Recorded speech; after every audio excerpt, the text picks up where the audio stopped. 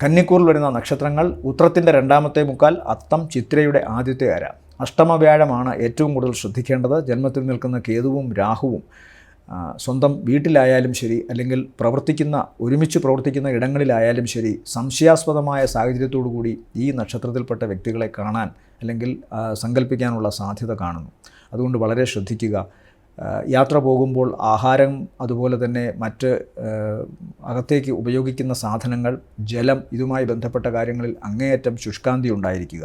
ഏറ്റവും നല്ലത് എന്ന് തോന്നുന്ന, ഏറ്റവും ഹൈജീനിക് എന്ന് തോന്നുന്ന കാര്യങ്ങൾ മാത്രമേ ഭക്ഷണമായി കഴിക്കാവൂ എന്ന് കാണുന്നു.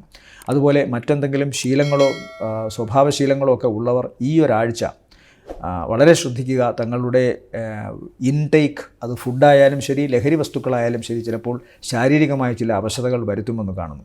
യാത്രയിൽ ചിലപ്പോൾ കബളിപ്പിക്കപ്പെടാം, മറ്റുള്ളവരാൽ ചതിക്കപ്പെടാം, സാമ്പത്തികം ഉൾപ്പെടെയുള്ള കാര്യങ്ങൾ നഷ്ടപ്പെടാനുള്ള സാധ്യതയുണ്ട്.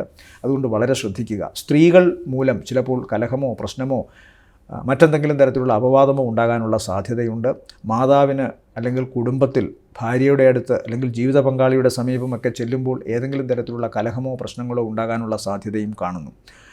സാമ്പത്തികം നോക്കിയാലും ഇവർക്ക് ഈ ആഴ്ച ചില പ്രശ്നങ്ങൾ ഉണ്ടാകാനുള്ള സാധ്യതയുണ്ട്. കാരണം ധനകാരകനായ വ്യാഴം 8-ലാണ് നിൽക്കുന്നത്. അപ്രതീക്ഷിതമായി ധനം വരാമെങ്കിലും അതിൻ്റെ ഇരട്ടി ചിലവും കാണുന്നുണ്ട്. അതുകൊണ്ട് അങ്ങേയറ്റം ശ്രദ്ധിക്കുക ഈ ആഴ്ച. ഇവരെ സംബന്ധിച്ചിടത്തോളം ഈ ആഴ്ചയിലെ നല്ല ദിവസങ്ങളെന്ന് പറയുന്നത് 8, 9 ആണ് താരതമ്യേന ഗുണമുള്ള ദിവസങ്ങളായി കാണുന്നത്.